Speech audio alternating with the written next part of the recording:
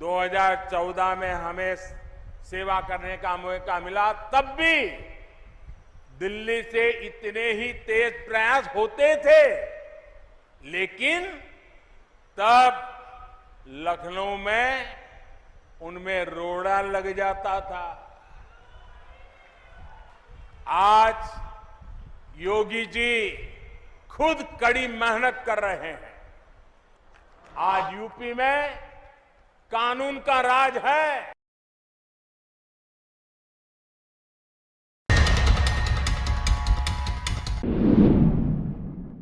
पिछले कुछ महीनों में जिस तरह आरएसएस और बीजेपी के बड़े नेताओं ने लखनऊ के ताबड़तोड़ दौरे किए, जिसके बाद योगी आदित्यनाथ की दिल्ली दरबार में पेशी हुई और दिल्ली में लगातार हुई आरएसएस की बैठक में उत्तर प्रदेश के बीजेपी नेताओं को एक एक करके बुलाया गया, उससे साफ हो जाता है कि बीजेपी और संघ के लिए उत्तर प्रदेश चुनाव अहम मुद्दा है और वो किसी भी हालत में उत्तर प्रदेश को खोना नहीं चाहते हैं, क्योंकि उन्हें पता है कि दिल्ली की हुकूमत तक पहुंचने वाला रास्ता उत्तर प्रदेश से होकर गुजरता है और उत्तर प्रदेश में हार का मतलब है दिल्ली की गद्दी से विदाई। दरअसल बीजेपी जानती है कि 2022 की शुरुआत में जिन 5 स्टेट्स में इलेक्शन हैं, उन्हें जीतना उसके लिए बेहद जरूरी है, क्योंकि अगर बीजेपी जीत गई तो 2024 के लोकसभा चुनाव के लिए बड़ी साइकोलॉजिकल यानी मनोवैज्ञानिक बढ़त हासिल कर लेगी। लेकिन अगर नतीजे उल्टे रहे तो 2024 में दिल्ली की सत्ता से उसकी विदाई होना तय है। इन राज्यों में से भी उत्तर प्रदेश की सबसे ज्यादा सियासी अहमियत है, क्योंकि 80 लोकसभा सीटों वाले इस स्टेट से बीजेपी को पिछले 2 लोकसभा इलेक्शन में जबरदस्त बढ़त मिली थी। वैसे उत्तर प्रदेश को लेकर बीजेपी और आरएसएस जितने बड़े लेवल पर मंथन कर रहे हैं, उससे यही लगता है कि उनके पास जो रिपोर्ट उत्तर प्रदेश से पहुंची है उसमें अच्छा फीडबैक नहीं मिला है। चर्चा तो यहां तक हुई है कि पार्टी योगी आदित्यनाथ को हटा सकती है।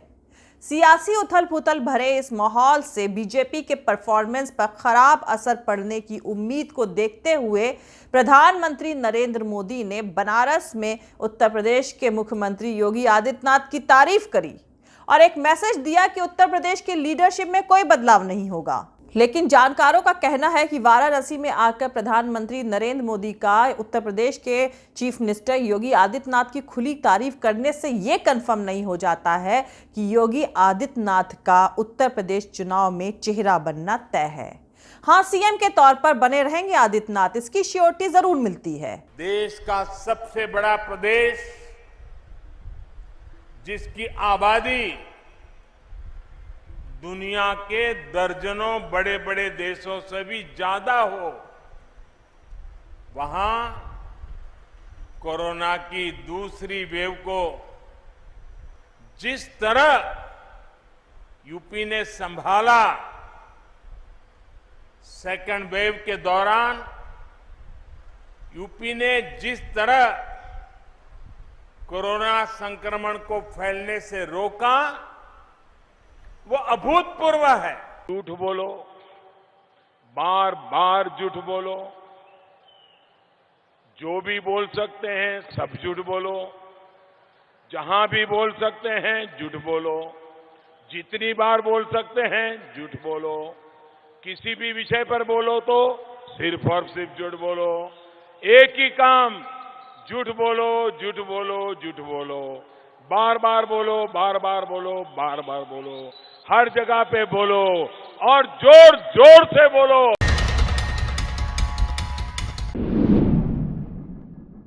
लेकिन योगी सिर्फ इस तारीफ से खुश नहीं है, उन्हें चाहिए अपने नाम का ऐलान। बीजेपी की तरफ से उत्तर प्रदेश के अगले चीफ मिनिस्टर का चेहरा बनकर चुनाव लड़ना चाहते हैं योगी आदित्यनाथ। अगर सिंपल लैंग्वेज में कहा जाए तो योगी आदित्यनाथ आने वाले उत्तर प्रदेश के चुनाव में मुख्यमंत्री का चेहरा बनने को बेकरार हैं। लेकिन नरेंद्र मोदी उत्तर प्रदेश हारकर 2024 में अपनी दिल्ली की कुर्सी नहीं गंवाना चाहते हैं, इसलिए योगी को हटाने की कवायद जोरों पर है। पर उत्तर प्रदेश के मुख्यमंत्री एक के बाद एक सियासी दांव खेलते जा रहे हैं, जिसके चलते इस मुद्दे पर उनकी पार्टी के टॉप लीडरशिप से खुली तकरार चल रही है। इसी के चलते उत्तर प्रदेश में कैबिनेट का एक्सपेंशन रुका हुआ है। नाम तय हो चुके हैं, लिस्ट बन चुकी है और इन सब के लिए पूरी कवायद यानी योगी आदित्यनाथ का दिल्ली आना जाना, मोदी शाह से मिलना सब कुछ हो चुका है।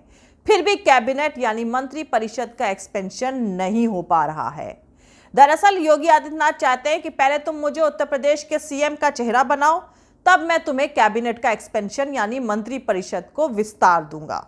लेकिन दिक्कत यह है कि बीजेपी का इंटरनल सर्वे योगी आदित्यनाथ की पॉपुलैरिटी में काफी कमी बता रहा है। मोदी शाह इसी बेस पर राजस्थान वाली गलती दोहराना नहीं चाहते हैं और इसकी वजह साफ है कि उत्तर प्रदेश है तो दिल्ली है, उत्तर प्रदेश गया तो समझो दिल्ली में मोदी की गद्दी भी गई। जहां एक तरफ उत्तर प्रदेश की सियासी अहमियत राम मंदिर निर्माण से है, तो दूसरी तरफ नरेंद्र मोदी की लोकसभा सीट वाराणसी से भी है। उत्तर प्रदेश की अहमियत यहां की 80 लोकसभा सीटों से भी है और देश का सबसे बड़ी विधानसभा भी यही है। ऐसे में महामारी के दौर में योगी आदित्यनाथ के नाम में जो अनपॉपुलरिटी आई है, इसके असर से आजाद होने की फिक्र बीजेपी आला कमान को है। यही वजह है कि उत्तर प्रदेश में योगी आदित्यनाथ को आने वाले इलेक्शन में चीफ मिनिस्टर का चेहरा बनाने से बीजेपी परहेज कर रही है। सच तो यह है कि योगी आदित्यनाथ से मुख्यमंत्री की जिम्मेदारी ले लेने की पूरी कोशिश हुई थी। एक पूरी मुहिम चली थी कि किसी तरह चुनाव से पहले उत्तर प्रदेश की लीडरशिप में बदलाव हो जाए, जैसा कि उत्तराखंड में हुआ। ताजा एग्जाम्पल अभी कर्नाटक का भी है। वैसे पूरा मई का महीना बीजेपी और आरएसएस के आला कमान लखनऊ से दिल्ली तक मशक्कत करते रहे। सेंटर की मोदी सरकार का डेलीगेशन भी लखनऊ में डेरा डाले रहा। एक एक विधायक से मुलाकात करी गई, उन तमाम नेताओं को अहमियत दी गई जिन्होंने महामारी के दौर में योगी सरकार पर सवाल उठाए थे। बीजेपी के प्रेसिडेंट जेपी नड्डा ने 2-2 बार दौरे किए, मगर योगी आदित्यनाथ नहीं माने। वहीं दूसरी तरफ मोदी के कैबिनेट का विस्तार हुआ, 7 मिनिस्टर उत्तर प्रदेश से शामिल किए गए, मगर नामों के सिलेक्शन में योगी आदित्यनाथ का कोई रोल नहीं रहा। अगर होता तो कौशल किशोर कतई शामिल नहीं होते, क्योंकि उन्होंने ही महामारी के दौर में योगी आदित्यनाथ के नाम खत लिखकर खुले तौर पर मैनेजमेंट पर सवाल उठाए थे।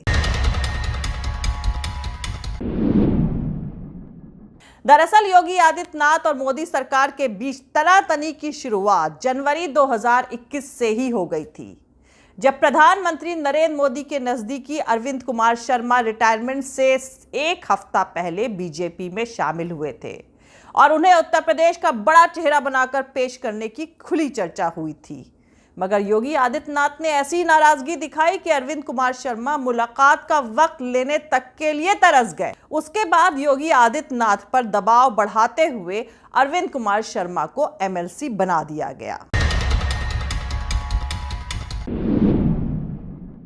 कैबिनेट में शामिल करने का पूरा दबाव बरकरार रखा गया। उप मुख्यमंत्री बनाने तक की चर्चा हुई, मगर योगी आदित्यनाथ अड़े रहे।